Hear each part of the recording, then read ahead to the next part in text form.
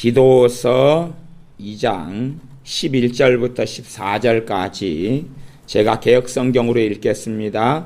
모든 사람에게 구원을 주시는 하나님의 은혜가 나타나 우리를 양육하시되 경건치 않은 것과 이 세상 정욕을 다 버리고 근신함과 의로움과 경건함으로 이 세상에 살고 복스러운 소망과 우리의 크신 하나님 구주 예수 그리스도의 영광이 나타나심을 기다리게 하셨으니 그가 우리를 대신하여 자신을 주심은 모든 불법에서 우리를 구속하시고 우리를 깨끗하게 하사 선한 일에 열심하는 친백성이 되게 하려 하심이니라. 아멘.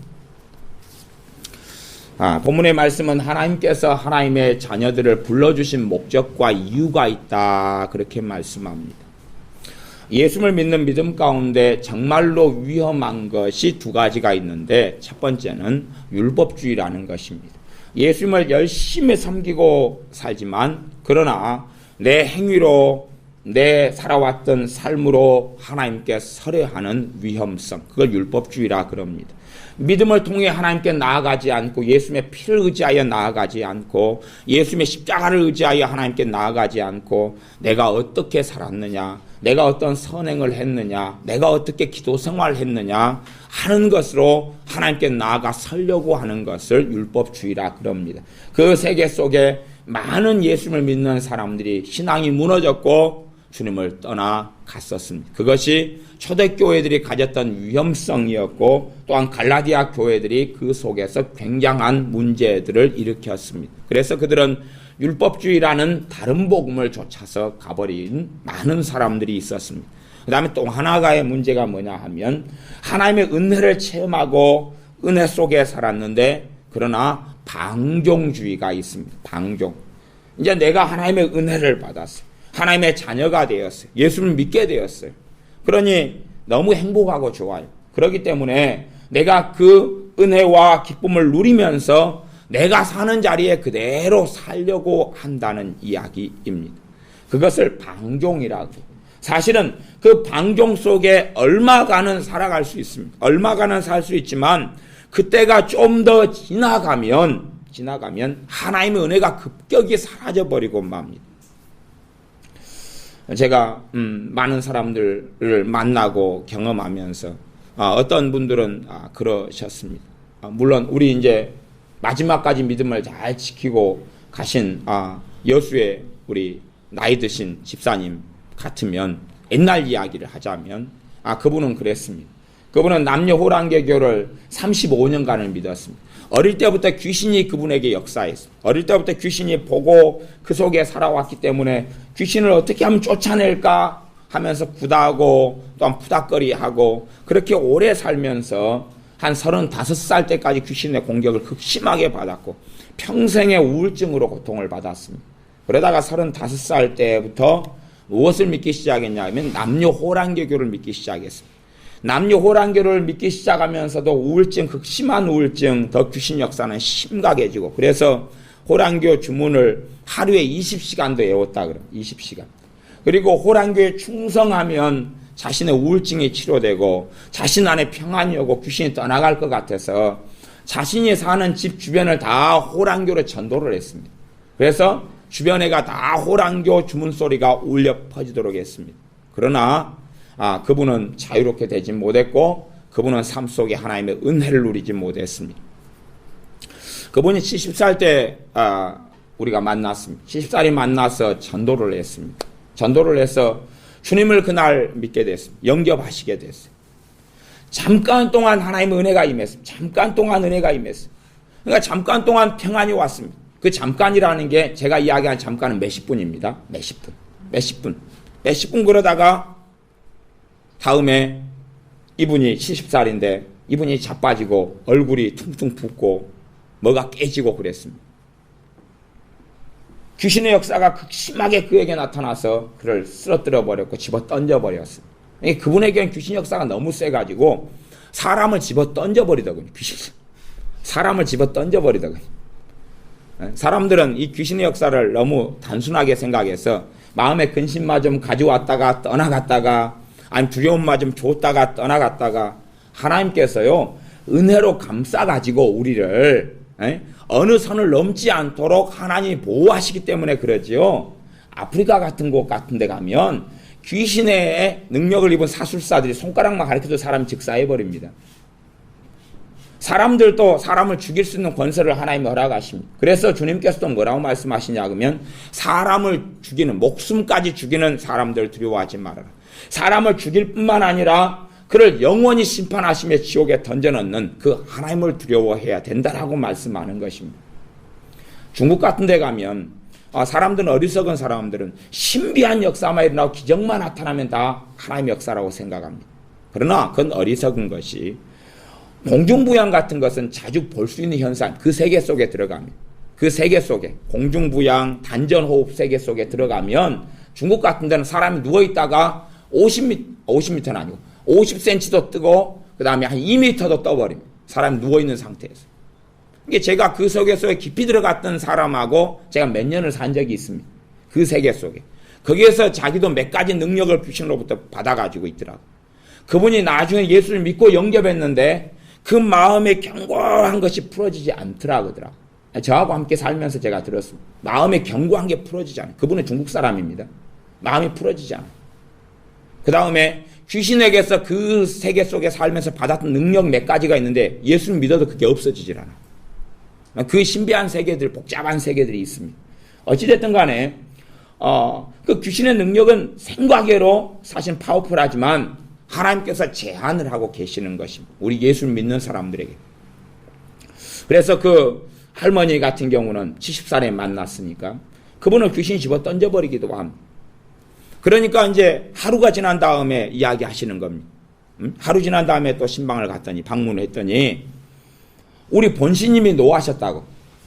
그 남녀호랑교 계시는 본시님입니다. 본시님이 노하셨다 그러는데 방에는 큰 불상을 갖다 놓으셨더라고요. 그래서 이상하더라고요. 요분이 본시님이 아니고 불상인데 또 그 양반은 또 본신을, 그쪽에 신을 본신이라 그러더라고요.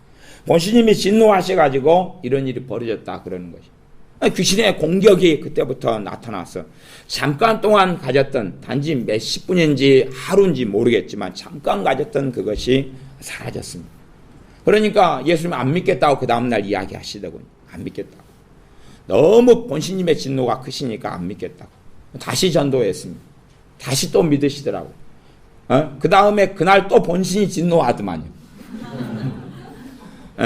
그렇게 하는 가운데 1년이 지났습니다. 본인의 믿음도 예수님 안에 견고하게 서지 못하고 왔다 갔다 1년 동안 치열하게 그렇게 했습니다. 그러니까 본인이 예수님의 복음에 뿌리를 내리지 않으니까 귀신의 역사도 굉장히 강력하였던 것입니다. 그래서 예배당은 나오지만 새벽 2시가 되니까 귀신이 또 미쳐서 발광을 하니까, 그렇기 때문에 다시 또 새벽 2시에 또 우리 원장님 같은 경우는 이봉 교사님 쫓아가셔가지고 또 기도해주면 또 멀쩡해지고, 다행히 교회하고 집하고 걸어서 5분도 안 걸리니까 2분, 아니요 달려가면 30초, 그러니까 근처에 계시니까 전도를 하지요. 딱 30초 1분 거리니까 얼른 가가지고 또 기도해주면 또 멀쩡해지고. 1년이 지난 다음에 그분이 예수를 믿는 믿음이 깊이 들어왔습니다. 깊이 들어왔습니다. 그 다음에 귀신 역사가 떠나가더라고요. 떠나간 다음에 얼마나 큰 기쁨이 많은지, 예수를 믿는 얼마나 큰 기쁨이 많은지. 그 다음에 그분이 새벽 기도에 나오시는데 애언이 터지시는 거예요. 애언이 터지시는데 저는 지금까지 제가 목회를 하고 애언 은사를 받은 사람 무수하게 만나고, 저도 애언의 은사를 받아가지고 애언을 간혹 가다가 하고 그러지만 그 할머니 같이 애언 은사가 풍성한 분을 머리털로 아직도 못 만났습니다. 그분이 애언을 하면요, 기본 애언이 1-2시간입니다. 기본 1-2시간인데 깨끗하고 정확하고 맞아요. 그분은 자기가 뭐 하는지도 몰라요. 새벽 기도 나와가요. 5시에 새벽 예배 시작이가 5시 반에 설교가 끝나고 5시 반에 기도가 들어가면 한 7시까지 혼자 애언하고 있습니다. 그러니까 어떨 때는 누구를 위해 기도하면 그 딸은 이렇고 이러느니라, 이래서 이렇고 저렇느니라, 그러면 제가 기도를 못하겠네. 너무 재밌어가지고. 생방송을 중계를 들으니까 기도하는 척 하고 막 계속 들어보는 겁니다. 얼마나 재밌던지. 너무 기도를 잘하시네. 애언으로 기도를 하시는 거예요. 애언이 막 계속 터져나와요. 그분은 그게 뭔지도 몰라요. 그런데 그분이 평생에 그러면서 70살이 넘게까지 앓고 있던 우울증이 사라졌어요. 기쁨이 안에 마음에 들어왔어요. 그분은 한약재 장사를 하셨거든요. 한약재를 장날에, 우리 동네는 4일하고 9일장이 그 서시장장이. 그러면 그때 장사를 하셨어요. 길거리에 쭉 펼쳐놓으시고 그걸 평생에 해오셨어요. 그런데 자기 안에는 손님들을 만나면서도 그리고 한약재를 팔면서도 웃음이 없었던 거예요. 물론 손님을 만나야 되기 때문에 가짜 웃음은 웃어 오셨더래요. 그러나 한 번도 진짜로 평생에 웃어본 적은 없으시더래요. 한 번도 평생 귀신에게 눌리고 잡혔어요. 그러다가 그 은혜가 임한 다음에 웃음이 터져 나오는 거예요. 그래서 한약재를 도로가에 놔두고 막 춤을 추셨대요. 너무나 행복해야 주체를 못 하시니까. 그렇게 이제 3개월을 그 기쁨 속에 막 행복 속에 감격 속에 3개월 동안 새벽에 나오면서 막 애언이 막 쾅쾅쾅쾅 터지는데 얼마나 놀랍던지. 아마 그 정도 애언을 하시는 분들은 못 만나요. 말씀도 몰라요. 인자 예수님을 딱 단단히 믿기 시작하니까 성령의 권능이 크게 임하여서 1년이란 시간이 지난 다음에 막역사 떠나. 어떤 분들은 초장에 떠나버립니다. 근데 그분은 긴가민가 한 거지. 긴가민가. 믿었다가 말았다가 하루 만에 왔다 갔다. 공격받으면 그냥 안 믿겠다 그러고. 그런 게 왔다 갔다 했어. 3개월 동안 놀라운 성령의 역사가 있었어요. 너무 기쁘고 좋았어요. 그 다음에 그분이 하나님의 은혜를 한 80% 이상 까먹은 사건이 일어났습니다. 그게 방종 때문에 그렇습니다. 방종 때문에. 굉장한 은혜와 굉장한 기쁨이 임해가지고 막 춤을 추고 다니셨는데 그때 우리 동네에는 간혹 뭐가 있냐 그러면 약장수들이 옵니다. 약장수들이 할머니들을 홀겨가지고 수십만 원짜리 약을 만병통치약이라고 팝니다. 물론 지금도 무수히 많은 분들이 속아 넘어가서 약을 굉장히 많이 삽니다. 과거에 우리 교회 집사님이 그 약장수한테 가길래 제가 그랬습니다. 네? 그 약장수 수법이 너무 좋아가지고 1회에 나오면 달걀 30개짜리 달걀 한 판을 줍니다. 2회 나오면 화장지를 하나 큰 걸 줍니다. 3회 나오면 갈비 세트를 줍니다. 대단하지요? 그러니까 이분이 자기는 절대 약을 안 사고 가서 갈비 세트만 받아올 때까지 몇 회만 출석하신다는 겁니다. 그래서 그걸 장담하지 마시라 그랬습니다. 그랬더니 그분이 결국은 갈비 세트를 받아왔는지 안 왔는지 모르지만 약은 사시더군요. 몇십만 원, 50만 원짜리 이런 거 있잖아요. 네? 제 나이 든 고모님이 계셨는데 친고모님이 그 길을 출동하시는 거예요. 집사님이신데. 그래서 그 길을 가지 마라 그랬어요. 그 길을 가면 또 일이 벌어진다 그랬는데 장담을 하시더군요. 자기는 안 넘어간다고. 근데 거기서는 깽가를 치고 장구를 치고 유머를 해주고 춤을 같이 추고 부르면서 계속 약선전을 살그머니 하는 겁니다. 그러니까 하루 지나니까 약을 살 수밖에 없는 거예요. 그래서 이 고모님은 돈도 없어요. 돈 없는 사람한테 전화번호만 받고 그 다음에 그냥 주는 겁니다. 약을 그냥 줘요. 그 다음에 이제 약을 절대 안 산다더니 약을 사셨어요. 그리고 그 전화번호는 우리 교회 전화번호를 주신 거예요. 맨날 교회로 약 갚으라고 전화. 그래서 우리가 직접 이해 당사자가 되어버렸어요. 근데 그 약장수들이 간혹가다 어디에 또 약장수 하러 옵니까? 우리 교회 건물 지하에. 또 요즘에는 간혹 또 들어옵니다. 그런데 약장수의 현실을 우리가 생생하게 봅니다. 약장수 하는 그 아저씨들이 또 담배는 얼마나 계단에서 피워대서 예배당까지 온갖 담배가 충만하게 가득 차면 우리 애들이 또 한 10명씩 쫓아가서 담배 피지 말라고 막 싸웁니다. 그 약장수들한테 가가지고 성령이 주신 기쁨과 즐거움을 가지고 너무 좋으니까 거기에서 약장수를 또 오래 합니다. 몇 달씩 하고 그럽니다. 거기에서 춤을 추고 즐겼습니다. 한참 몇 주를 그렇게 하셔서 그걸 경고를 드렸어요. 그렇게 하면 하나님의 은혜를 소멸합니다. 주님 주신 기쁨을 가서 거기에 가서 좋다고. 약장수들이 이제 할머니가 막 기쁨이 충만해 있으니까 춤 좀 춰보라 그러거든요. 거기서 막 좋다고 뭐 옷 입고 땡겨 돌고 막 춤을 추고 막 돌아다니셔. 그러니까 그 약장수 약 파는데 흥을 북돋아 주시는 거예요. 흥을. 성령이신 기쁨으로. 그 새벽 기도도 이제 안 나오시는 거예요. 뭐 새벽 기도 나온다 해서 뭐 어쩌는 건 아니지만 그러나 떠나갔던 귀신은 다시금 틈을 노립니다. 그게 완전히 정착되어져서 내 은혜, 내 축복, 내 것이 되기 전까지. 근데 아직은 말씀도 별로 없고. 왜? 말씀을 잘 모르잖아요. 성경도 잘 모르잖아요. 찬송가만 한 장, 두 장 압니다. 그 상태 속에서 하나님의 큰 은혜가 임하였습니다. 근데 그 은혜와 그 기쁨을 누리고 그 다음에 방종의 세계로 들어가셨습니다. 물론 이제 다 까먹지는 않으시고 이제 많이 까먹으신 다음에 한 10% 20% 은혜를 남기셔가지고 다시금 돌아가실 때까지 그것을 회복은 못 하시고 돌아가셨습니다. 다시금 78인가 이제 작년엔가 돌아가셔서 장례를 치루었습니다. 예, 그런데 그때도 돌아가시 전에도 주님께서 이제 얼마 뒤에 불러가신다고 가르쳐 주셔서 함께 우리 교인들은 그 집사님, 할머니 집사님을 빼놓고는 우리 교인들이 함께 이야기해서 기도했습니다. 왜? 그분이 어떻게 돌아가실런지 몰라요. 지금 쌩쌩하게 살아 계시고 돌아다니시는데 곧 하나님 불러간다 그러시더라고요. 그러니까 몇 달 뒤에 다 불러가셨어요. 그러니까 믿음 지키도록 도와주고 그렇게 해서 이제 하나님께 돌아가셨습니다. 그래도 어쨌든 간에 성공한 인생이고 그러지만 하나님의 은혜를 100이라는 걸 받았으면 이제 한 80 이상을 잊어먹고 까먹으셨어요. 10, 20만 남겨두셔가지고 그것만 회복을 못 하시고 왔다리 갔다리 하셨어요. 그것도 유지하시려고 그냥 하루에 기도를 1시간, 2시간, 3시간씩 하셨어요. 그러면서 그분이 또 하시는 말씀이 목사님 제가 호랑교 다닐 때는 20시간씩 기도했는데 어떻게 교회 나와서는 하나님께 이게 2시간, 3시간도 힘들단 말입니다. 내가 이렇게 못했단 말입니다. 그렇게 이제 한 8년 말씀하시다가 이제 주님께 가셨어요. 근데 우리의 삶이 그분이 이제 말씀이 없으니까 한계에 있어요. 말씀이 하나님 말씀을 깨닫고 말씀을 내 것으로 가지고 사는 게 없으니까 그 은혜 속에 깊이 들어가는 것이 받긴 받았는데 그걸 내 것으로 완전히 고착을 시키지 못했어요. 사실은 나이가 그렇게 드셨으니까요. 또 마귀 역사에 너무 많이 짓눌려 있으니까 상대적으로 성령님의 역사와 능력이 굉장히 강해야 됩니다. 사실은 많은 분들에게 마귀 역사에 정말 짓눌리시는 분들에게 성령의 역사가 굉장히 강하게 부어지는 경향성이 있습니다.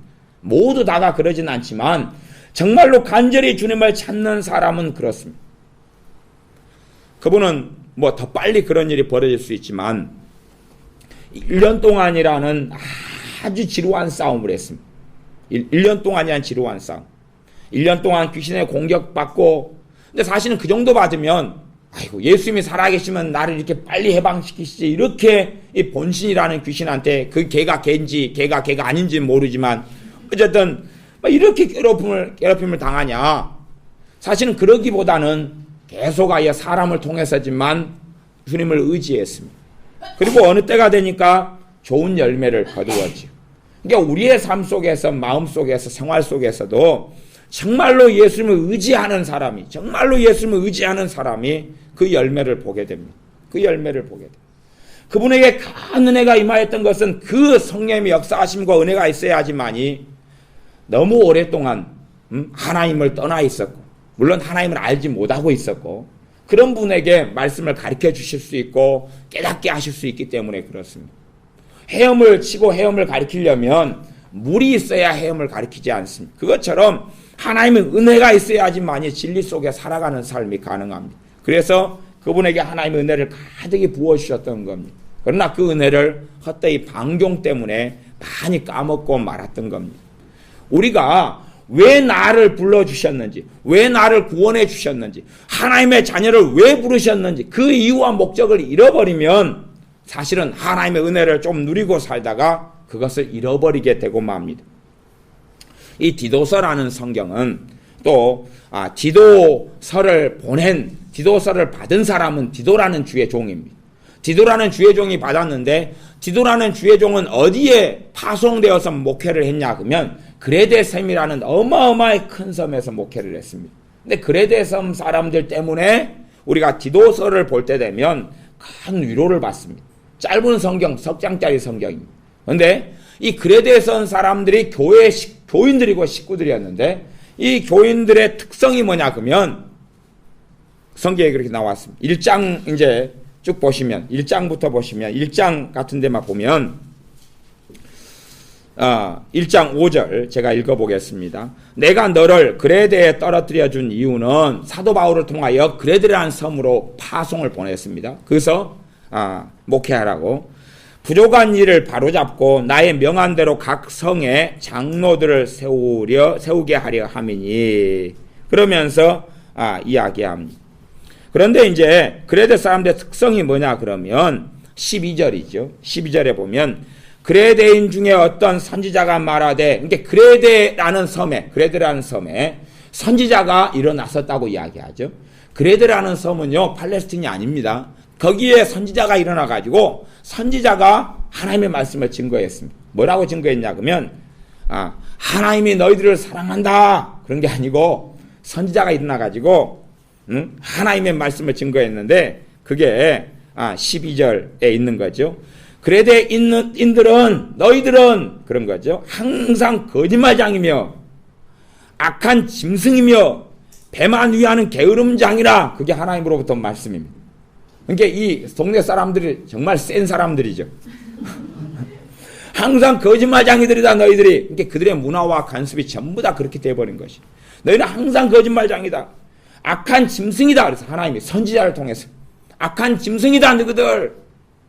그리고 배만 위하는 게으름장이다. 배만 위한단 말이 뭐예요? 먹고 노는 거 말고는 관심이 없다는 이야기. 배마 부르면 그냥 이제 뒹굴. 배마 부르면 그냥 그 다음에 그냥 맘대로. 그래서 먹고 사는 거, 내 탐욕, 내 배부른 거 빼놓고는 아무 일도 안 하는 것이. 하나님 앞에서 아무것도 나 만사 귀찮다. 그런 사람들이 그레데 사람들이었어요. 그 사람들에게 가가지고 이 잘못된 것을 바로잡고 부족한 것을 바로 잡으라. 이것이 디도라는 주의 종이 받은 사명이었어요. 그러니까 디도라는 하나님의 종은 정말로 골칫덩어리가 가득한 속에 보냄을 받았어요. 그리고 그런 교인들에게도 하나님께서는 그런 사람들에게도 소망을 가지고 복음을 전하셨고, 하나님께서 그들을 부르셨어요.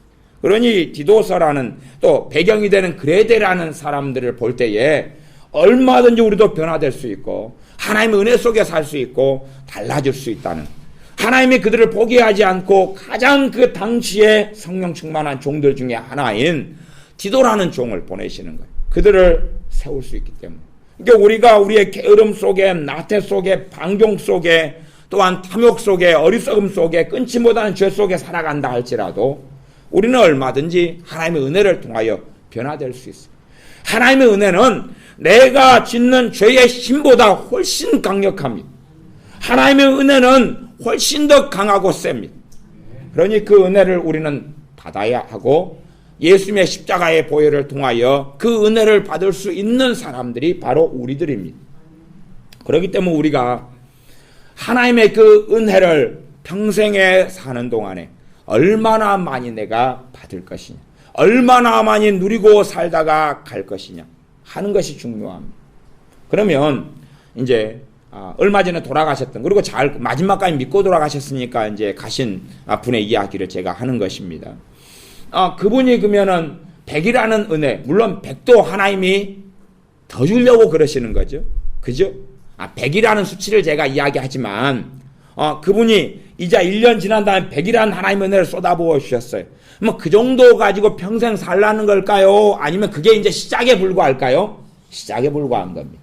근데 그분은 100에서 까먹어가지고 10, 20만 남겨놓으셨어요. 10, 20만. 그리고 이분이 10, 20을 다시 100, 200, 300 그런 주시는 하나님의 은혜로 회복을 평생 못 하시고 8년 동안의 신앙의 여정을 마치시고, 그래도 마지막까지 주님을 믿는 믿음을 지키시고, 기도 생활, 우리 교회 참 중보 기도를 그분이 많이 하시죠. 교회를 위해서 하루에 1시간, 2시간씩 계속 기도하셨어요. 그러니까 참 신실하게 믿으셨지만, 그분에게는 귀신의 역사가 옛날보다 못하지만 그래도 종종 있으셨어요. 왜? 그 은혜가 굉장히 강성했다면 보호막이 세고 튼튼하고 성령의 능력과 권능이 세서 오히려 더 기쁜 은혜 속에 춤추면서 주님께 가셨을 거예요. 그러나 10, 20을 받은 가운데 이걸 회복을 못 하셨어요. 그러면 그 이유가 사실은 몇 가지가 있어요. 제 목회자로서 진단할 수밖에 없잖아요. 그리고 신방 가면 그 이유에 대하여 제가 말씀을 드려요. 그분은 나이가 많이 드셨기 때문에 또 그분에게서 가장 많이 집착되는 대상이 있어요. 누구겠습니까? 자식이. 그는 평생 자식을 위해 사셨어요. 평생 자식을. 또 사실은 그분의 결혼 생활 속에서 자식을 못 낳아가지고 겪은 굉장한 고통이 사실은 있으셨어요. 자식을 못 낳아가지고 그래서 사실은 소박도 맞으시고 그리고 결국은 쫓겨나시고 그런 삶이 있어요. 그러니까 자식에 대한 굉장한 그게 있는데 자식을 구해도 태어나지 않는 거예요. 늦게 태어났어. 늦게 태어나고 그리고 아들이 없고 그런 어려운 생활 속에서 이제 아들이 있고 딸이 있게 됐어요. 그러니까 늦게 가지게 된 자식에 대하여 굉장한 그래서 자신의 목숨과 삶을 자식한테 바쳐버렸어요. 자식한테 바쳐버렸어요. 예수를 믿는데 그 은혜를 받지만 자식한테 자기의 목숨과 인생과 삶을 바쳐버린 물론 이제 할아버지 남편 되시는 분 일찍 돌아가셨어요. 일찍 돌아가셨으니까 자식만을 위해서 사셨어요. 한약재 장사하시면서 시장에 가 장사하시면서 자식만을 위해서 하셨어요. 주님께 돌아와가지고도 누구만을 위해서 하는 거예요? 자식만을 위해서. 그러니까 기도의 은사가 임해가지고 기도할 때는 교회를 위해 기도하고 한두 시간 나머지는 누구를 위해서만 사는 거예요? 자식을 위해서만 사셨어요. 그러니까 자식의 영광을 위하여 자식의 기쁨을 위하여 자식의 행복을 위하여만 사셨어요. 사실은 그것이 그분이 그 은혜를 회복하지 못한 비결이에요. 여러분의 자식이 물론 여러분은 훨씬 더 관대하셔가지고 그럴지 모르겠습니다만은 여러분의 자식이 나 용돈을 달라 그래. 그래서 어디에 쓰려냐 그랬더니 술 마시는 데 쓴다는 거예요. 응? 술 마시는 데 쓸 테니까 좀 달라는 거예요. 어쨌든 간에 여러분이 인자하셔서 5만 원을 줬어요. 5만 원을 줬어요. 그래가지고 5만 원을 가지고 나이트클럽에 갔어요. 거의 기본 안주가 5만 원이던가요? 예. 나이트클럽 딱 한 번 가봤습니다. 한번 가봤어요, 저도. 예. 입구에서 어떤 분처럼 쫓아내시지는 않더라고요. 어떤 분이 나이트클럽에 가셨는데 얼굴이 무기고 몸이 방패여가지고 여자분인데 처녀인데 쫓아내시더래. 니 못 들어온다 그리고 물이 좋아야 된다 쫓아내시더래. 그래가지고 자기 친구들을 불렀대. 안 쫓겨나려고. 친구들과 함께 갔는데 유유상종이었던 모양이에요. 다 못 들어오게 하더래요. 갖고 그 아가씨의 평생 소원이 나이트클럽에 한번 가보는 거예요. 자기는 정말 가고 싶어요. 그게 줄긴대요. 춤추고 노래 부르고 줄긴대요. 그래가지고 이제 평생 소원이었다가 어느 시골에 여행을 갔는데 보니까 읍내에가 나이트클럽이 있는 거예요. 너무 좋아가지고 내가 저기는 들어가리라. 혹시 저기서도 나를 가로막을까? 그리고 이제 나이트클럽에 이제 들어갔대요. 읍내에서. 일찍 들어갔어요. 저녁에 해질녘에. 들어갔는데 한 아저씨가 입구에가 있더래요. 그래서 막 눈치를 보다가 그러다가 나이트클럽에 들어가려고 하는데 아저씨가 뭔 말을 걸려 그러더래요. 그래서 먼저 따지고 달려들었대요.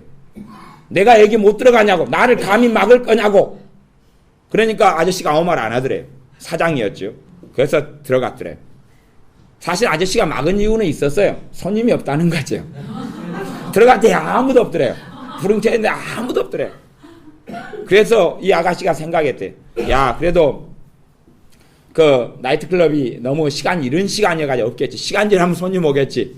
그리고 무대에서 혼자 춤추고 혼자 노래 부르고 막 그렇게 했더래. 근데 밤 12시가 넘어도 아무도 안 오더래. 아저씨가 오더래요. 아가씨, 이만하면 됐지 않아? 문 닫게 좀 나가서. 평생의 소원은 풀었다 그래요. 근데 문제는 아무 손님이 없더래. 나이트클럽에 한번 회사 다니면서 한번 가봤는데 아주 정말 놀라운 세계더군. 하여튼 기본 안주 5만 원 시켜가지고 아들이 먹었어요. 그 다음에 이제 아들이 얼큰하게 돼가지고 들어왔어요. 그 다음 날에 또 나이트클럽에 가서 술 마신다고 돈 5만 원 달라고. 그러면 부모인 여러분은 줍니까 안 줍니까? 안 줄 거 아니에요. 안 줄 거 아니에요. 안 줄 거 아니에요.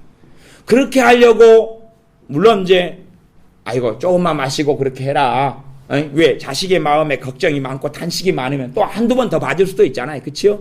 기분 풀어라. 아들아. 그리고 그런데 그런 삶을 1년을 유지해 갑니다. 1년을 2년을 유지하고 3년을 유지해 갑니다. 그러면서 술 마시게 돈 달라는 겁니다. 이번에는 안주값이 올라가 7만 원이라는 겁니다. 그 다음에 이번엔 폭탄주를 꼭 한번 마셔야 되겠다는 겁니다. 그러니 폭탄주 값을 합쳐서 한 10만 원 정도 달라는 겁니다.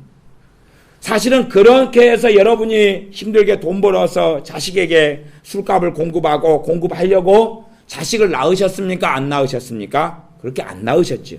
그러죠. 이것이 문제입니다. 우리가 예수님의 은혜를 받아요. 예수님의 은혜를 받아요. 은혜를 받은 다음에 이 은혜를 헛되이 자꾸만 방향을 모르고 내가 걸어가야 할 길을 모르고 목적을 모르고 낭비하게 되면 그 은혜가 오지 않는다는 사실입니다. 그것이 이제 디도서 2장에 오늘 읽었던 본문입니다. 다시 제가 그걸 읽어보고 말씀을 더 살펴보겠습니다. 11절, 2장 11절, 모든 사람에게 구원을 주시는 하나님의 은혜가 나타나, 하나님의 은혜는 나타났어요. 그래서 하나님의 은혜 나타났는데 그것을 아멘 하고 받아들이는 사람의 그 은혜는 역사해 가고 있습니다.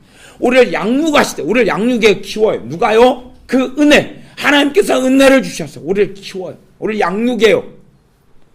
여러분의 자식을 키우는데 돼지로 돼지로 양육하시는 부모님은 안 계시죠? 네? 제가 아이들 영어책을 보니까, 자기는 자기 주인집을 지켜준다 그러더라고요. 당연히 맞는 이야기죠. 지그 집은 따로 있잖아요, 개가. 개 집은 따로 있잖아요. 개 집은 도둑놈이 안 돌아가잖아요. 네? 주인집을 지켜준다 그래. 근데 이 주인놈이 자기한테 잘 못한다고, 성질 난다고 이 개가 편지를 썼더라고요. 그래가지고, 니한테 진절머리를 났어. 그리고 이제 편지를 쓴 걸, 애들 교과서에 있더라고요. 그래서, 야, 걔가 얘 개를 잡아가지고 말하는 개고 글도 쓰는 개더라고요. 그러면, 우리가 내 자식을 돼지 움막 속에 놔두고, 돼지 염을 주듯이, 그렇게 하려고 자식을 낳은 부모는 아무도 없습니다. 양육을 할 때 왜 양육을 합니까? 사람답게. 또 우리가 예수를 믿는 사람들은 정말로 하나님께 쓰임받도록, 하나님의 영광을 위해 살도록 우리가 자녀를 양육합니다. 하나님께서 우리를 양육하십니다. 어떤 목적을 가지고요? 그 뒤에 그 목적이 나와 있습니다. 양육하시는데 첫째는 경건치 않은 것. 경건치 않은 것, 이 세상 정욕을 다 버리고 경건치 않은 걸 제거시키면서 양육하시는 것입니다. 경건치 않은 걸 제거시키고 이 세상 정욕, 하나님께서 죄라고 말씀하시는 그 정욕들을 다 버리고, 그 다음에 세 가지. 첫째는 근신. 하나님 앞에서 신실한 삶을 사는 것. 하나님 앞에서 삶을 사는 것, 이 근신함을 얻게 하고, 두 번째, 의로운 삶을 살게 하려고, 의로움을 얻게 하고, 세 번째, 경건함으로 세상에서 살게 하려고 양육하신다는 것입니다. 하나님의 양육하시는 목적은 그것입니다. 하나님의 자녀를 은혜 주셔서 양육하시는 것은 하나님의 은혜가 나타나, 하나님의 은혜를 부어주셔서 그 말이죠. 그래서 양육하시는데 근신하고 하나님 앞에 신실한 삶을 살고 의로운 삶을 살고, 그 다음에 경건한 삶을 살도록, 이 세상에서 그렇게 살도록 13절, 복스러운 소망과 우리의 크신 하나님 구주 예수 그리스도. 성경을 잘 신학성경을 보시면 이런 본문들이 몇 개가 나옵니다. 우리의 크신 하나님 예수 그리스도 구주, 우리의 크신 하나님이신 구주 예수 그리스도의 영광이 나타나심을 기다리게 하셨으니, 이제 그렇게 의롭게 살도록, 하나님 앞에 신실하게 살도록, 또한 경건한 삶을 살면서 누구를 기다린다는 이야기입니까? 예수님을 기다린다는 이야기. 소망 되신 예수님, 우리의 구주 하나님 되신 예수님을 기다리라는 것입니다.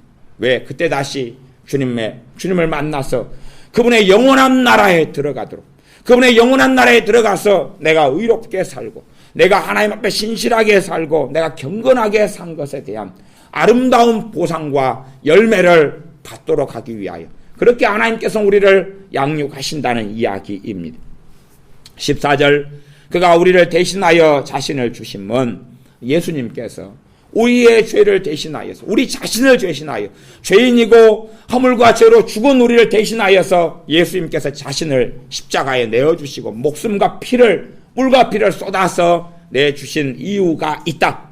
그 이유는 우리로 하여금 단지 평안하게 살도록 하기 위하여, 우리로 하여금 복지를 누리게 하기 위하여, 우리로 하여금 행복을 갖게 하기 위하여, 우리로 하여금 병고침을 얻게 하기 위하여, 우리로 하여금 성공을 얻게 하기 위하여, 우리로 하여금 긍정의 힘처럼 긍정적인 마인드를 갖고 살게 하기 위하여, 그게 아니란 이야기입니다. 그게 아니라 모든 불법에서 우리를 구속하시고, 구속은 구원입니다.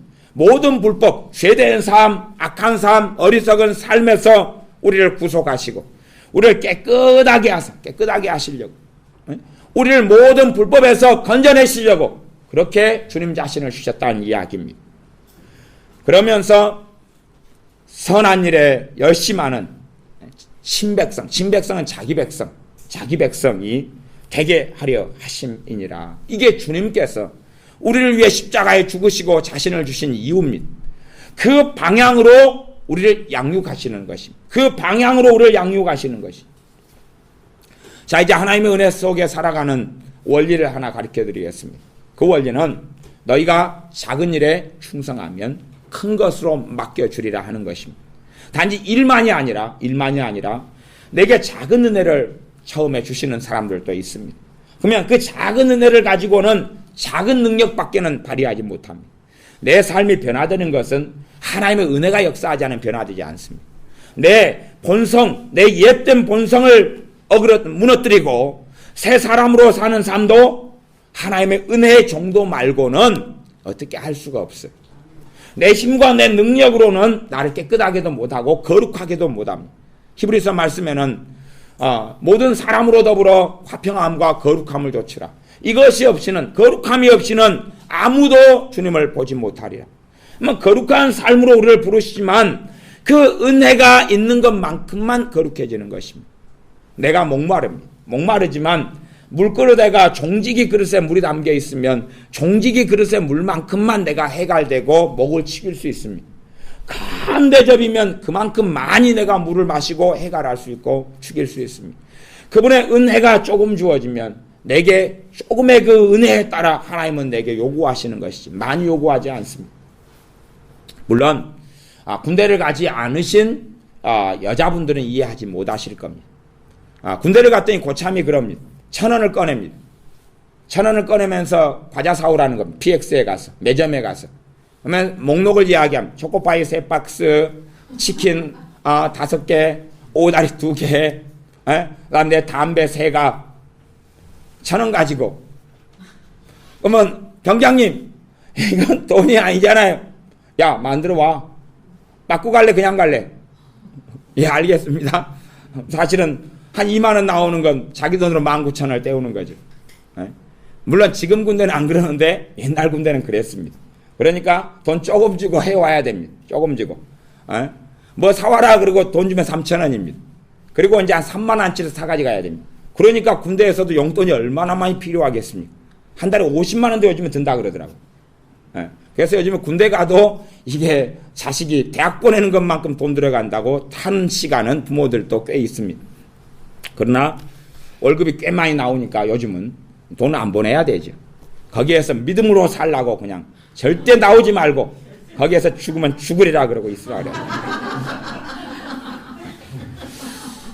하나님께서는 우리에게 은혜를 조금 주셨으면서 우리에게 굉장한 많은 걸 요구하시지 않습니다. 그렇게 요구하시지 않습니다. 그러니 우리가 완벽주의의 기준을 가지면 안 됩니다. 우리에게 은혜가 있는 것만큼, 그리고 또한 그 은혜를 조금 주셨는데 그에 대한 결과물과 실적을 바로 내놔라고 하시지도 않습니다. 그렇게 자비하시며 오래 참으시는 하나님이십니다. 그 기준 속에서 내게 주신 은혜에 따라서 내가 지금 디도서 2장 13, 14절의 방향 어떤 방향입니까? 선한 일에 열심한. 선한 일은 뭡니까? 너희는 하나님의 나라, 그의 나라와 그의 의를 구하라. 하나님을 영광스럽게 하는 걸음을 한 걸음, 두 걸음 내게 주신 은혜에 따라 걷는 것이죠. 내가 직장 생활을 똑같이 하지만 그 전에는 먹고 살기 위해서만 했다면 이제는 거기에서 주님 만나는 자리, 거기에서 기도하는 자리, 거기에서 용서하는 자리, 거기에서 예수님을 닮는 자리, 거기에 만나는 사람들을 위하여 기도하는 그 자리, 그것이 주님을 향하여, 주님의 영광을 향하여 걸어가는 걸음입니다. 단지 내 생존 먹고 사는 것만으로 그쳐버리는 것이 아닙니다. 가정생활이 예전에는 행복을 위해 결혼했습니다. 행복을 기대했습니다. 행복하지 않습니다. 절망하고 서러워하며 탄식하며 내가 언제까지 이 가정생활을 해야 되느냐 했다면 예수님을 만난 다음에는 이제는 주님께서 나를 위해서 자신을 주셨기 때문에 이제 나도 내 아내를 위해서, 남편을 위해서 나를 주님처럼 드리는 삶을 걸어가다가 주님을 만나는 것입니다. 그 길을 때로는 굉장히 힘들 때가 많습니다. 왜냐하면 두 사람이 안 맞을 때가 너무 많으니까. 사실 솔직히 여러분 남편과 아내를 여러분이 낳은 것이 아니지 않습니까? 내 속으로 낳은 자식이 나하고 딱 맞습니까? 내 속으로 낳은 분신 같은 자식이 나하고 안 맞는 판국에 내가 안 낳은 남편과 아내가 어찌 나하고 다 맞겠습니까? 그러니 전쟁터 속에서 살아가는 건 당연한 것입니다. 그러나 그 가운데서 이제는 내가 단지 내 행복을 위해서 결혼했고 살았다면, 주님을 만난 다음에는 내 행복을 위해서 결혼하고 사는 것은 아닙니다. 내 행복을 위해서 사는 게 아니라 거기에서 기도하고, 거기에서 사랑해주고, 거기에서 영혼을 위해 울고, 거기에서 주님을 섬기는 것으로, 주님을 섬기는 것처럼 남편과 아내와 자식을 또 부모 형제를 섬기는 삶을 걷는 것, 그것이 은혜 주신 이유입니다. 그 은혜를 힘들더라도 그 걸음을 걸을 때에 은혜를 더해 주시는 것입니다. 은혜가 더해 주시는 것입니다. 작은 일에 내가 작은 은혜를 주셨을 때에 내가 충성된 걸음을 한 걸음 걷습니다. 우리는 그러면서 주님 내가 했노라라고 하는 게 아니라 주님의 은혜를, 이것 가지고는 부족합니다. 이것 가지고는 부족해요. 논이 천평이 있다 그러면 논 천평에다가 그런 모종의 이런 하나의 한 박스의 모종을 천평에 심으려면 가능하지 않을 겁니다. 그러면 내가 한 박스의 모종을 논에다 심은 다음에 더 심어야 되는데 모종이 부족해요. 더 주세요 하는 것처럼 내가 살아가는 길 속에 내 영광과 내 평안과 내 안일이 아니라 주님께서 우리를 불러주신 이유가 있단 말이에요. 이유가 있어요. 주님께서 친백성, 주님 보실 때 봐봐 누구 봐봐, 욥 봐봐, 노아 봐봐, 정말로 나 사랑하잖아, 봐봐. 그래서 내가 불렀던 거야. 그렇게 할 수 있는 사람, 봐봐라, 내가 이렇게 불렀어. 내 목숨을 주면서 내가 불렀는데 자랑스러워, 정말 자랑스러워. 내 목숨을 주면서 불렀는데 정말로 내 영광을 위해 살아. 그러니 나도 그에게 내 영광을 알리며 내 영광을 그에게 부어주겠다. 그런 사람들이 돼야 한다, 그런 이야기입니다. 우리 주 예수님에 대하여 하나님의 아들 되심보다는 어떤 이야기가 꽤 많이 성경에 나와 있냐 그러면 주님께서는 순종해서 하나님을 기쁘시겠다. 이 땅에 계실 때에 정말로 고난을 받으면서도 하나님을 사랑하고 하나님의 말씀을 지키면서 하나님을 기쁘시겠다. 우리 주님께서 이 땅에 사람이 몸을 입고 오셨을 때 우리와 똑같은 연약함, 똑같은 부족함을 가지고 계셨습니다. 우리처럼 같은 죄는 안 가지고 계셨지만 우리하고 똑같은 배고픔, 굶주림, 아픔, 상처받음, 그 속에 주님은 똑같이 사셨습니다. 그러나 주님은 그럼에도 불구하고 때로는 십자가라는 잔을 마시기 싫음에도 불구하고, 우리가 변태라면 바늘로 여러분을 찌르면 아우 상쾌해요, 한 번 더 찔러주세요 있더라고. 채찍을 한번 쫙 때리면 으악 너무 행복해요, 한 대 더 때려주세요. 그런 경우는 있을지 모르겠습니다. 그건 정신병이라 그러죠. 질병이니까 치료돼야 됩니다. 주님께서 십자가를 짊어지시는데 그게 어떻게 행복하겠으며, 가시관을 쓰시는데 그게 어떻게 감사하겠으며, 손과 발에 못이 박히는데 어떻게 그게 즐겁고 행복한 일이겠습니까? 그래서 주님께서, 주님 육신을 가진 주님은 이 잔을 내게 옮겨주십시오 라고 기도하지만, 정말로 하나님을 영화롭게 하고 싶은 영의 소원을 가진 주님께서는 그러나 내 뜻대로 내 원대로 내 육체의 소욕대로가 아니라 아버지의 원대로 되기를 원합니다라고 간절히 통곡하며 기도하셨던 것입니다. 40일을 주님이 우리의 죄를 위하여, 우리를 위하여 시험을 받으셔야 했기 때문에, 본인이 그리스도로 둘째 아담으로 입증하셔야 되기 때문에, 우리를 대표한다는 것을 증명하셔야 됐기 때문에 그분은 40일간 마귀에게 금식하신 후에 세 차례 시험을 받으셨습니다. 그때에 40일 동안 굶었기 때문에 얼마나 배가 고픕니까? 사단이 시험합니다. 이 돌멩이로 떡덩이를 되게 만들어라, 그래야 먹어라. 배고프지 않느냐? 그렇게 해 만들어. 육체의 소욕은 사단의 말이 맞습니다. 너무 배고파, 너무 힘들어.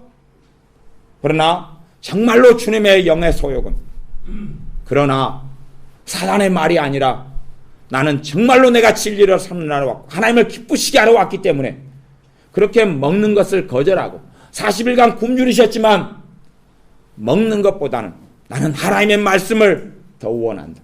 나는 아버지의 말씀을 더 원하고 아버지의 말씀으로 떡으로가 아니라 사는 길을 나는 걷겠다라고 선언하시며 거절하셨습니다. 우리에게 요구되는 것이 그겁니다. 주님께 생명을 우리에게 주셨습니다. 그건 방종하라고 여유롭게 살라고 즐기고 살라고 물론 그런 것도 주실 겁니다. 그러나 우리가 걸어가야 하는 방향이 어디냐 하는 것입니다.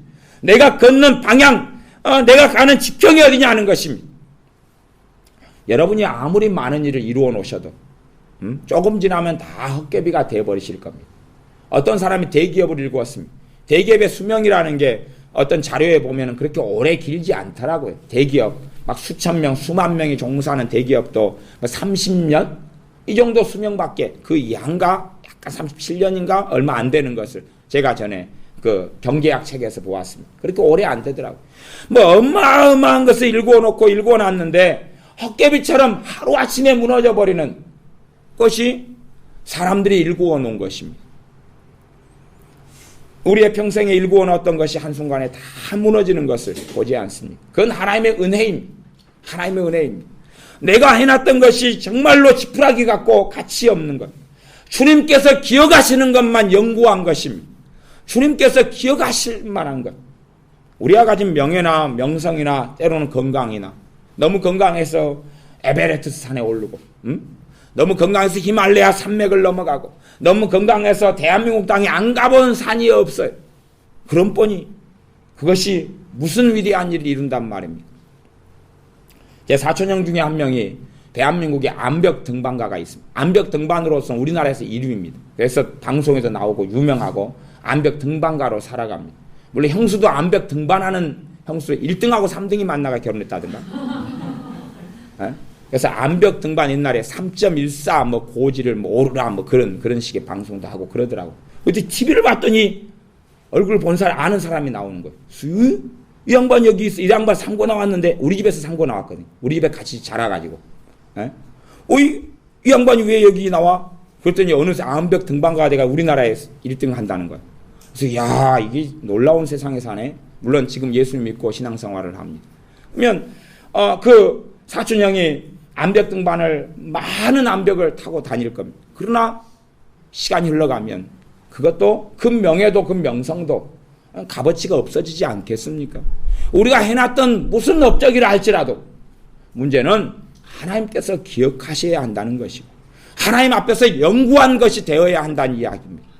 그렇기 때문에 정말로 믿음의 비밀을 가져야 한다고 이야기합니다.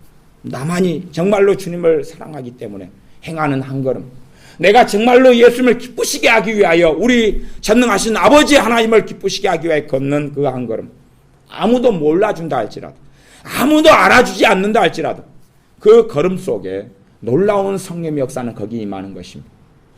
여러분이 막 성령의 은사와 능력을 받았어요. 그래가지고 나이트클럽에 갔더니 막 기름 부음이 놀랍게 임해요. 전도하는 게 아니라 클럽에서 춤춰요. 응? 거기에 성령의 막 권능이 역사하지 않겠죠? 내가 친구하고 싸우려고 그래. 친구하고 싸우려. 요즘에 저도 직장 생활을 여러 군데 했기 때문에 제가 직장 생활에도 여기 맘마 보고 몇 달은 다니고 이것이 19개입니다. 목사 빼고 19개입니다. 딱 식당 일하고 장사하는 일 두 쪽은 제가 안 해본 것 같아요. 그쪽 빼놓고는 아주 어지간한 것은 다 그 세계 속에 막 이교대 야간 생산지 뭐 타이어 공장 밤새 타이어 찍어낸 거예요. 별걸 다 있어봤네요. 그래서 에어컨 공장, 캐리어 에어컨.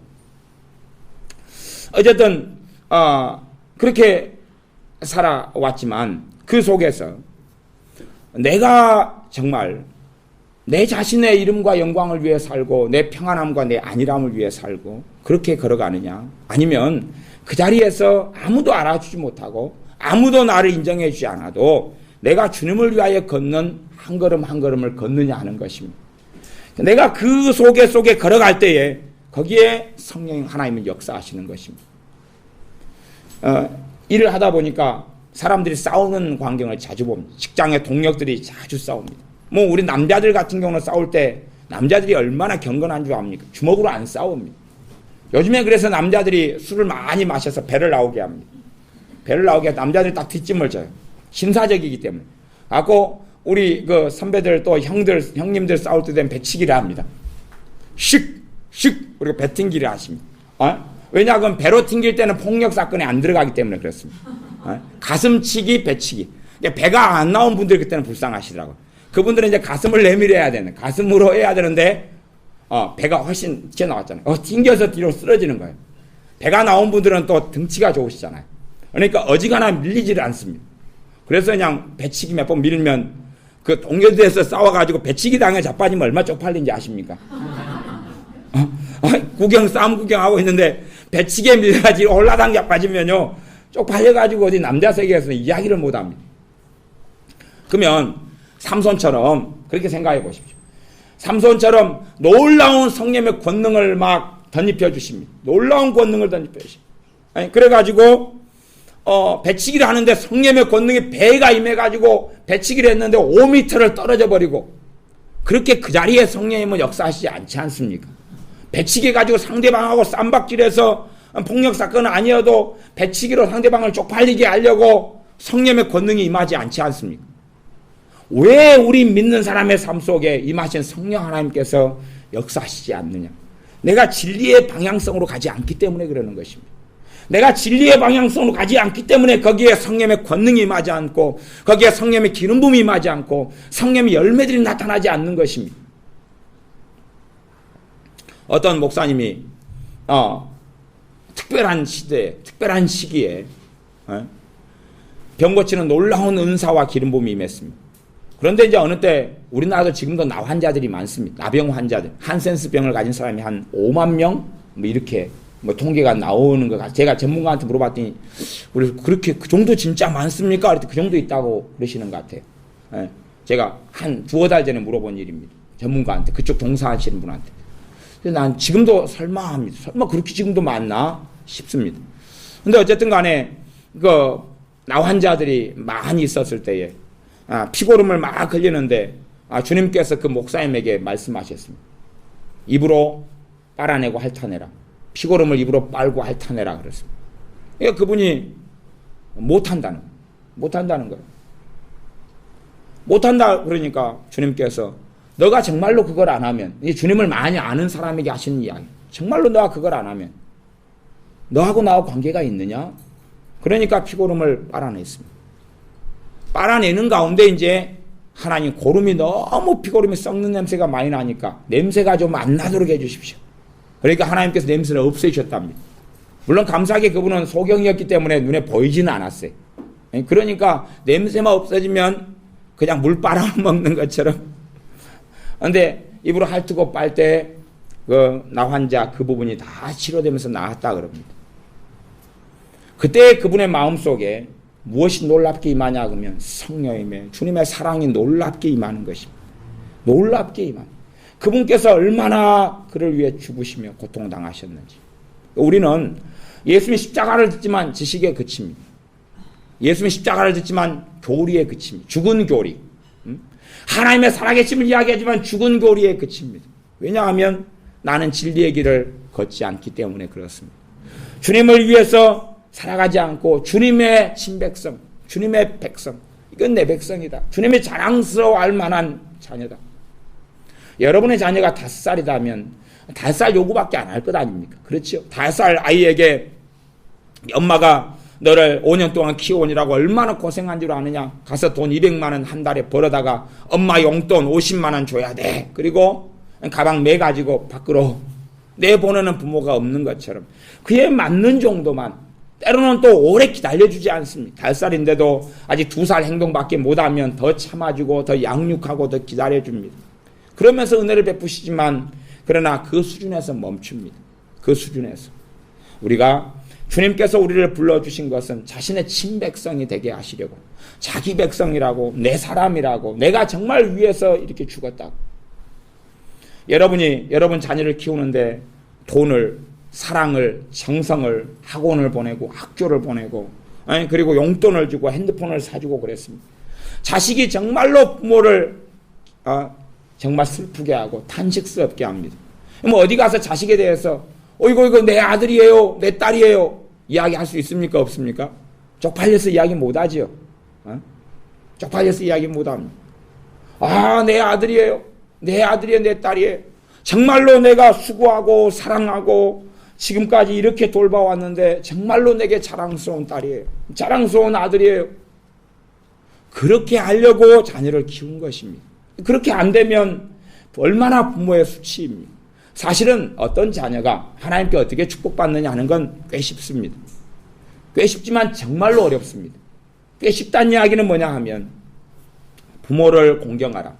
그리하면 너가 땅에서 잘되고 장수하리라 그랬습니다. 부모를 공경한다는 것은 사실은 부모가 원하는 대로 사는 것을 이야기하는 게 아니라 자기의 삶과 자기 인생을 걸어야 되죠. 하나님께 주신. 그러나 그의 삶과 그의 길을 통하여 부모를 기쁘게 하는 것입니다. 부모가 자랑스러워할 수 있는 자식이 되는 겁니다. 부모가 자랑스러워할 수 있는.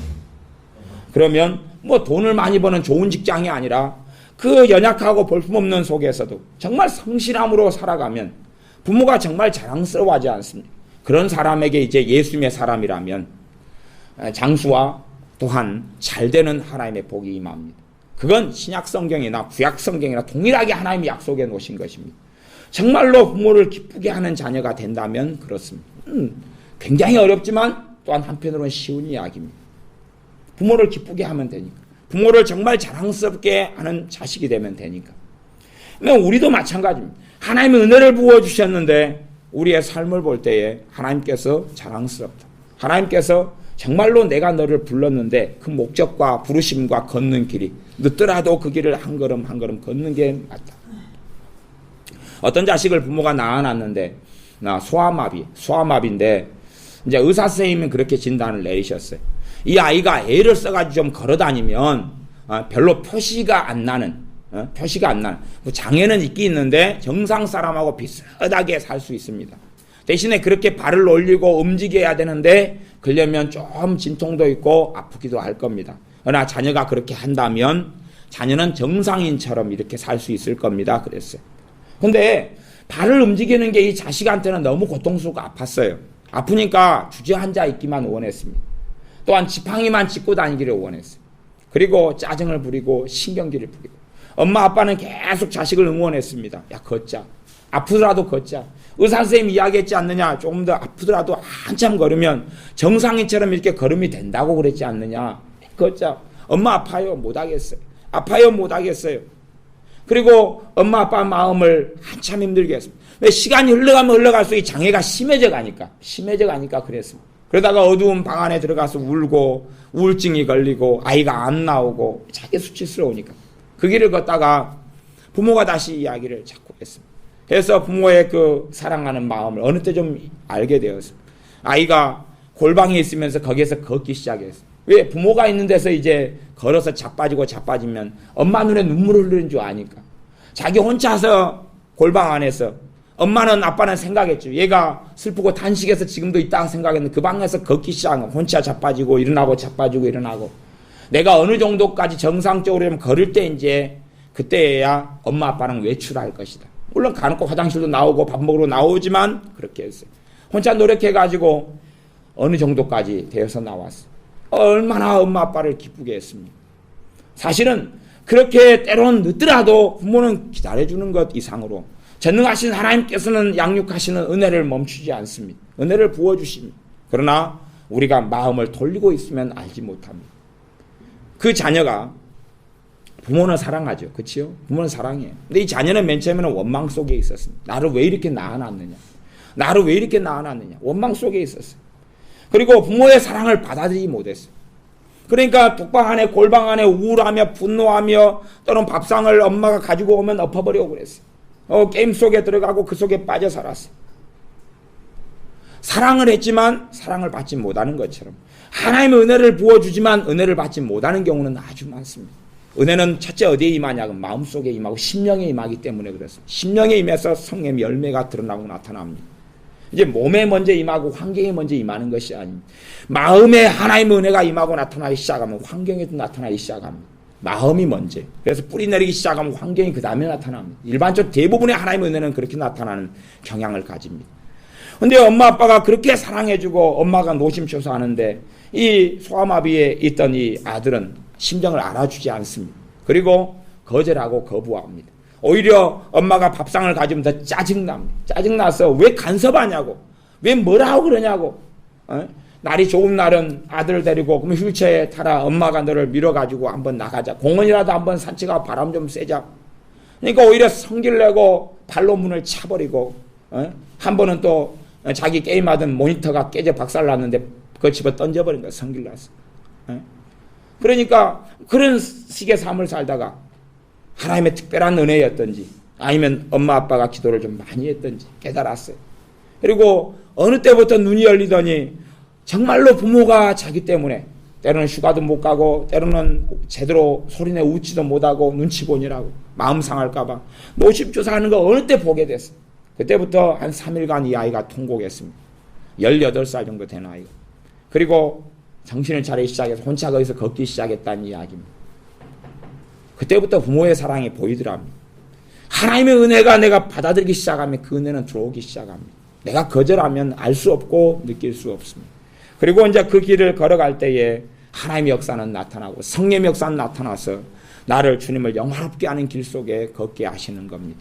그러나 내가 방종 속에 들어가서 그 은혜를 내게 주시는데도 나를 부르시는 이 부르심, 하나님의 부르시는 이유, 하나님 부르시는 목적, 정말로 하나님의 자녀답게 하나님의 자녀로서 이 불법을 버리고 세상 정욕을 버리고 경건하게, 또한 우리 불법에서 우리를 다 깨끗하게 만들고 거룩하게 만드시려고 우리를 부르셨는데 그 걸음 속에 성령의 역사에 가시면 인도에 가십니다. 전능하신 하나님은 그 방향으로를 양육하시는 것이지 우리 자신을 짐승처럼, 그레데 사람들이 이었던 것 짐승처럼 악한 짐승처럼 사는 것이 아니라고 이야기합니다. 그러니 우리가 하나님의 은혜를 받고 더 받으셔야 합니다. 또한 우리의 중심 안에 방향성을 잘 선정하셔서 그래서 은혜를 가지고 조금의 은혜라도 한 걸음 걸으셔야 됩니다. 어떤 자녀가 정말 자랑스럽습니까? 어떤 자녀는 용돈을 10,000원씩 줍니다. 10,000원씩. 한 달에 10,000원씩 주고. 어떤 자녀는 용돈을 안 줍니다. 안 주는데 돈이 가난하니까 그렇지. 근데 이제 그 옆집 10,000원씩 용돈을 주는 자식하고 돈이 없어 안 주는 자식하고 둘 다 엄마 생일이 됐습니다. 엄마 생일이 됐는데 10,000원씩 받은 자식은 엄마 생일 하나도 선물도 없었고 편지도 안 썼습니다. 아무것도 없었습니다. 그리고 엄마가 기대했는데 기대는 아무것도 없죠. 그래서 결국은 엄마가 돈을 5,000원을 줬습니다. 엎드려 절받게 하려고. 그럼 이걸로라도 선물을 좀 사다 다오. 아니 엄마 생일인데 뭐 없냐 그랬더니 돈 다 아니 용돈이 1월 1일 날 받는 엄마 생일 1월 3일이에요. 이틀 만에 다 홀라당 먹어버렸죠. 돈이 없는데 어떻게 생일 선물을 해드려요? 그런 거예요. 그래 그러면은 5,000원을 줬어요. 그랬더니 생일 선물 2,000원짜리 사왔어요. 2,000원짜리. 3,000원 지가 또 먹어버리고 3,000원 먹어버리고 마침 햄버거가 세일해서 그 가격에 하나 먹을 수 있었다고 그러면서 2,000원 한지. 근데 옆집에는 아무 용돈을 못 받는 형편에 애가 엄마 생일이 다가오니까 신문 배달을 했어요. 신문 배달을 했어요. 그래가지고 용돈을 몇만 원 받아가지고 그걸로 선물을 해가 드렸어요. 똑같은 자식이잖아요. 그치요? 근데 정말로 누가 부모를 기쁘게 했느냐 하는 것이 우리가 적은 능력을 가지고도 적은 은혜를 가지고 살 수도 있어요. 정말로. 좋지 않은 환경이고 능력도 부족하고 재능도 부족할 수 있어요. 그러나 정말로 하나님을 기쁘시게 하는 사람은 적은 그 능력을 가지고 주님 앞에 그 길을 걸어가는 것이 가정에서든 직장에서든 삶 속에서든 대인관계 속에서든 어떤 사람은 사랑하려고 그러는데 사랑하는 가정 속에 못 살아가지고 상처만 받고 상처만 받아서 사랑을 못 배웠을 수도 있어요. 사실은. 적은 능력을 가지고도 내가 사랑의 걸음을 걷는 건 정말 어려울 거예요. 그러나 한 걸음 한 걸음 걸을 때 하나님은 그냥 계시지 않아요. 그냥 계시지 않고 그분의 능력을 덧입혀 주십니다. 그분의 은혜를 덧입혀 주십니다. 하나님은 살아계시고 우리가 하나님을 찾고 구할 때 하나님은 우리가 생각한 것보다 훨씬 더 가까이 계십니다. 기도하겠습니다. 아버지 하나님, 우리를 불러주셨사온데 우리가 정말로 불법에서 구속함을 얻고 깨끗함을 입은 하나님의 우리 주 예수님의 친백성이 되어서 주님을 향하여 길을 걸어가게 하여 주시옵소서. 예수님을 사랑하는 삶과 길을 걷게 하시며 주님께서 이 땅 위에서 빛과 소금이 되게 하시려고 우리의 직장과 가정과 삶 속에 대인관계 속에 인간관계 속에 우리를 두셨사온즉 우리가 그 속에서 주님을 기쁘시게 하며 정말로 사랑하는 삶을 살고 섬기는 삶을 살고 또한 은혜를 베풀고 긍휼을 베푸는 삶을 살아서 우리 주 예수님을 기쁘시게 하는 전능하신 아버지 하나님을 기쁘시게 하는 그 믿음의 여정을 걷게 하여 주시옵소서. 우리에게 능력이 부족하고 힘이 부족하오니 성령 하나님 그 길을 걷는 우리에게 능력을 더하여 주셔서 힘있게 주님을 따르는 그 길을 걷게 도와주시옵소서. 예수님의 이름으로 기도하옵나이다. 아멘.